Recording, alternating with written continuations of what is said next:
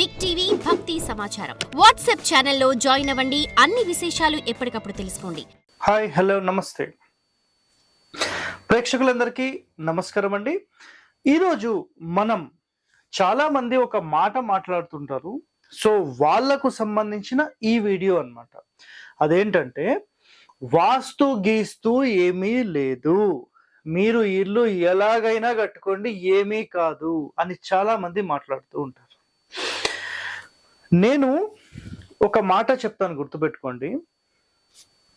మన ఏపీ, తెలంగాణ కానీ దేశంలో కానీ ఎవరైతే original system of vastu, grammar of construction, స్థాపత్య వేదంలోని రహస్యాలు, ఆగమ శాస్త్రంలోనివి కానీ, అష్టదశ మహర్షులు చెప్పిన కొన్ని సిద్ధాంతాలను కానీ పాటించకుండా సొంత కవిత్వాలు, ఎవరో ఒక వాస్తాయన సొంత పరిశోధనలు చేశారని చెప్పి మొత్తం పుస్తకాలు ప్రచురించి సమాజంలో మొత్తం దాన్ని స్ప్రెడ్ చేసేసి ఒక రాంగ్ సిస్టమ్ ఆఫ్ వాస్తుని ఇంప్లిమెంట్ చేశారు. అయితే ఒక కాన్సెప్ట్ నేను ఏం చెప్తానంటే, ఓవరాల్గా ఏది నేను మాట్లాడాను, నేను ప్రతి దానికి ఒక సిస్టమ్ ఉంటుంది. మన మహర్షులు చెప్పింది, దాని తర్వాత గురువులు చెప్పింది, వాళ్ళు ఆల్రెడీ అనుభవించి వాటికి సంబంధించిన సమాచారాన్ని నిక్షిప్తం చేసి గ్రంథాల రూపంలో మనకు అందించారు. అయితే వాస్తు గీస్తూ ఏమీ లేదు అన్న వాళ్ళు ఎంతో మంది ఉంటారు కదా. నేను మీ అందరికీ ఒకటే ఒక మాట చెప్తున్నానండి. అదేంటంటే, చాలా మంది ఏదో చిన్న చిన్న పుస్తకాలు, ఎవరో చిన్న చిన్న సిద్ధాంతులు రాసిన పుస్తకాలు అవి చదివి చాలా మందిని భయపెట్టడం కానీ, లేదంటే వాళ్లకు తోచింది చెప్పడం కానీ చేయడం వల్ల సమాజంలో కంప్లీట్గా అసలు ఈ వాస్తు మీద ఒక నెగిటివ్ వర్డ్ అనేది వచ్చేసింది. ఎందుకంటే ఒక్కొక్కరు ఒక్కొక్కలాగా చెప్పడం వల్ల చాలా మంది ఇబ్బంది పడుతున్నారు. సో నేనైతే ఇక్కడ ఒక మాట చెప్తానండి, గుర్తుపెట్టుకోండి. మేము వాస్తు పాటించము అన్న వాళ్ళు ఎంతో మంది ఉంటారు కదా.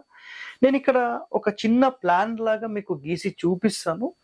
మీరు నిజంగా వాస్తు పాటించడం లేదు అంటే మీరు ఇలా ఏమైనా చేశారా ఒకసారి చూడండి. ఎందుకంటే వాస్తు అనేది ఒక systematic way of building construction and ఇల్లు ఎలా కట్టాలి, ఏ స్థానంలో కట్టాలి, సో ఏ విధంగా కట్టడం వల్ల ఆ ఇంటి గృహ యజమానులు లేదంటే గృహం సంబంధించిన దంపతులు, ఆ ఫ్యామిలీ మెంబర్స్ సంతోషంగా ఉంటారు, ఎలాంటి ఇబ్బందులు లేకుండా ఉంటారు అనేది ఒక సిస్టమ్ చెప్పబడింది.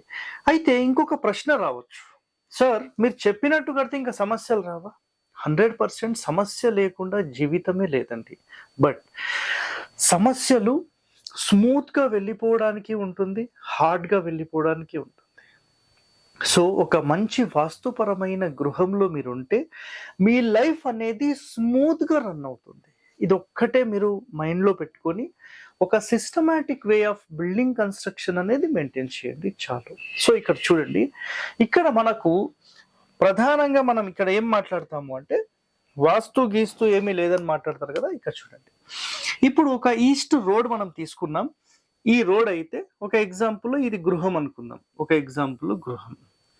ఇలా గృహం కట్టినప్పుడు సరిగ్గా మన వాస్తులో ఏం చెప్పబడింది అంటే, మన మహర్షులు కరెక్ట్ ఇంటి మొత్తానికి మధ్యలో ద్వారము, ఒక 2 కిటికీలు అని చెప్పారు. ఓకే, ఇది వాస్తు పాటించే వాళ్ళకు. ఎవరైతే లోకల్ పుస్తకాలు, చిన్న చిన్న సిద్ధాంతులు రాసిన పుస్తకాలు ఉంటాయి కదా. సో చిన్న చిన్న సిద్ధాంతాలు అనుకోండి, చిన్న చిన్న సిద్ధాంతులు రాసిన పుస్తకాలు, సొంతంగా మేము వాస్తు పరిశోధన చేశాము అన్న వాళ్ళు ఎంతో మంది ఉంటారు కదా. అలాంటి వాళ్ళు రాసిన పుస్తకాలు చదివి ఏం చేశారంటే కంప్లీట్ ఈశాన్యంలోకి డోర్లు మార్చేశారు. ఓకే, మేము వాస్తు పాటించము అన్న వాళ్ళు ఈ తూర్పు ఫేసింగ్ రోడ్ ఉంటుంది కదా, వీళ్ళు ఏం చేయండి అంటే ముఖం, అంటే ఇది ముఖం కదా, డోర్ ఇక్కడ పెట్టకుండా ఇక్కడ పెట్టుకోండి. అప్పుడు నేను నమ్ముతాను మీరు ఎస్ నిజంగా వాస్తు పాటించడం లేదు. ఇదంతా గోడ కట్టేసేయండి, ఫ్రంట్ అంతా కట్టేసేసి ఈ బ్యాక్ సైడ్లో డోర్ పెట్టుకోండి. కిచెన్ ఏం చేయండి, ఇక్కడ పెట్టుకోండి, ఈశాన్యంలో తూర్పు ఫేసింగ్లో కిచెన్ పెట్టేసుకోండి. చూద్దామండి ఏమవుతుందో. వాస్తు పాటించడం లేదు అన్నప్పుడు ఇప్పుడు ఎంట్రన్స్ ఇక్కడ గేట్ పెట్టి ఇలా తిరిగి ఇలా వెళ్ళండి. ఇక్కడ మొత్తం దక్షిణంలో ఇక్కడ వాటర్ సంపు, సెప్టిక్ ట్యాంక్ ఇవన్నీ పెట్టేసుకోండి.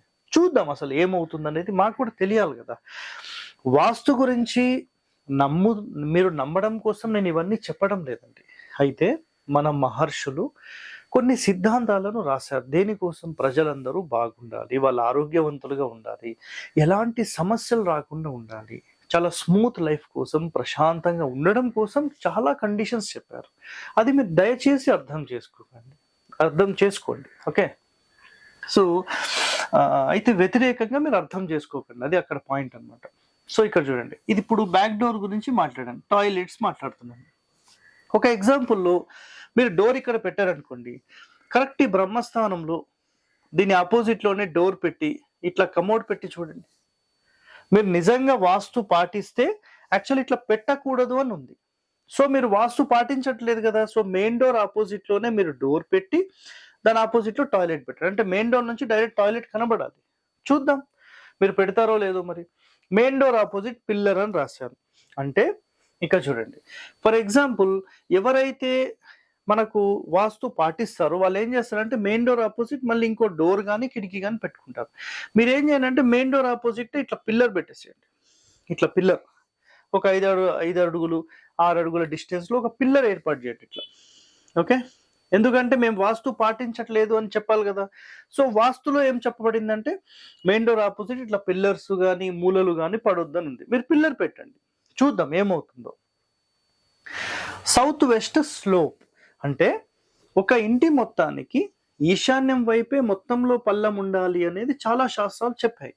సో మీరు ఏం చేయండి అంటే ఈశాన్యం ఎత్తుగా చేసేసి ఈ వాటర్ అంతా స్లోప్ అంతా ఇక్కడికి వచ్చేలాగా చేయండి. ఈ ప్లేస్లో నైరుతిలో ఇదంతా స్లోప్ చేయండి. దీన్ని సాధారణంగా అయితే భూత వీధి అంటారు.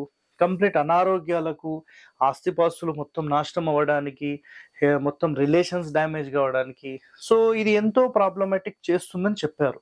ఎవరైతే మేము వాస్తు గీస్తూ లేదు అని మాట్లాడారో మీరు ఏం చేయండి అంటే ఈ ఏరియాలో కంప్లీట్ స్లోప్ తీసుకొని రండి. ఓకే, చూద్దాం ఏమవుతుందో. Next main door opposite septic tank అన్నాను అంటే ఇప్పుడు మెయిన్ డోర్ మీరు ఇక్కడో పెట్టారనుకోండి, దీని ఆపోజిట్ ఇట్లా సెప్టిక్ ట్యాంక్ పెట్టండి ఈ ఏరియాలో. లేదు సార్ మేము ఇక్కడ మెయిన్ డోర్ పెట్టాం, సరే దీని ఆపోజిట్లో పెట్టండి, పెట్టి పైన కవర్ చేయండి, ప్రాబ్లం లేదు. సో అట్లా పెట్టండి, చూద్దాం ఏమవుతుందో. లేదు ఇంకోటి, ఈ మెయిన్ డోర్కి మెయిన్ గేట్కి రెండింటి మధ్యలో ఇటు పెద్ద వాటర్ ట్యాంక్ కానీ వాటర్ సంపు కానీ పెట్టండి, చూద్దాం ఏమవుతుందో. Next south east main door, south west main door, north west main door అన్నాను అంటే మీరు ఆగ్నేయంలో, తూర్పు ఆగ్నేయంలో ద్వారం పెట్టి చూద్దాం. ఈ మూలకు పెట్టండి, ఈ మూలకు పెట్టండి, ఈ మూలకు పెట్టండి, ఈ మూలకు పెట్టండి, ఇట్లా డోర్లు పెట్టి చూడండి.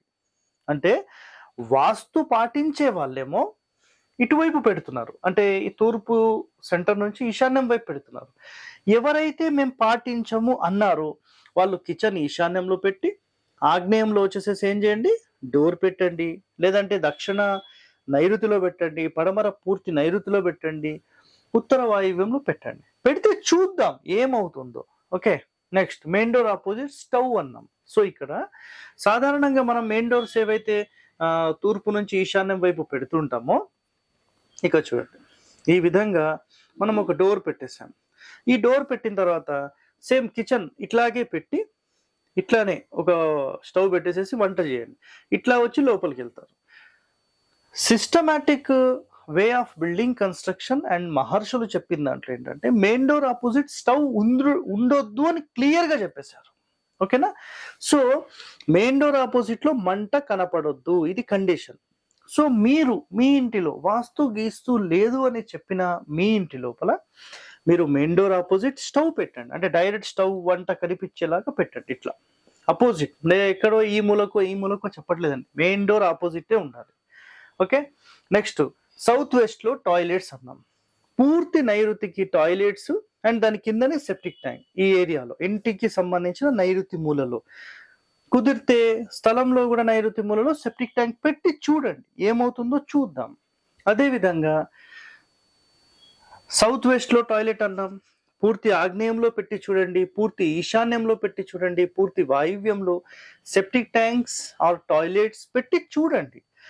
వాస్తు పాటించే వాళ్ళేమో ఈ మూలలకు పెట్టరు. మీరు పాటించట్లేదు అని ఎవరైతే మాట్లాడతారో వాళ్ళు పెట్టి చూపియండి. ఓకే, నెక్స్ట్ గేట్ ఆపోజిట్ గుంట ఆల్రెడీ చెప్పేశాను. Septic tank water and south, ఇక్కడ చూడండి వాటర్ ట్యాంక్ కానీ అండ్ సెప్టిక్ ట్యాంక్ కానీ ఈ నైరుతిలో, పడమర నైరుతిలో, దక్షిణంలో సెప్టిక్ ట్యాంక్స్ పెట్టి చూపించండి అనేది ఇక్కడ ఒక పాయింట్.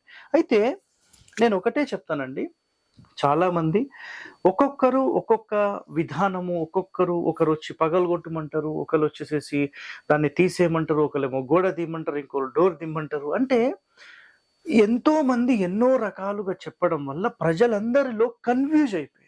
అసలు ఏం వాస్తాయని అమ్మ ఒక్కొక్కడు చెప్పి తలకాయ తింటున్నాడు. సార్, ఎవరైతే నిజంగా ఈ భావన ఉందో, ఒరిజినల్ శాస్త్రాలు ఏంటి, ఒరిజినల్ వాస్తులోని అంశాలేంటి మీరందరూ తెలుసుకోండి. ఒకవేళ మీరు నిజంగా ఎవరైనా పరిశోధన చేద్దాము అని భావిస్తే మా హరివాస్తు తరపు నుంచి కూడా మీరు పరిశోధన చేయొచ్చు. మాతో ట్రావెల్ చేస్తూ కూడా మీరు 100% చేయొచ్చు. సో ఇక్కడ వాస్తు అనేది ఒక systematic way of building construction. ఇది ఒక్కటి మీరు అందరూ తెలుసుకోండి. మీ ద్వారా 10 మంది బాగుండాలి. మన మహర్షులు చెప్పిన systematic way of building construction rules ఏవైతే ఉంటాయో అవి పాటించడం వల్ల మనం బాగుండాలనేది వాళ్ళ కాన్సెప్ట్. కాబట్టి ఎన్నో నియమాలను చెప్పారు. మీకు ఎంతవరకు సాధ్యమైతే అంతవరకు మీరు ప్రయత్నం చేయండి ఆ కండిషన్స్ అన్ని ఇంప్లిమెంట్ చేయడానికి. ఓకే, సో ఇలాంటి మరిన్ని రహస్యాలు మీరు తెలుసుకోవాలంటే మా ఛానల్ సబ్స్క్రైబ్ చేయండి. ధన్యవాదాలండి. Thank you. For more videos like this, subscribe Big TV channel.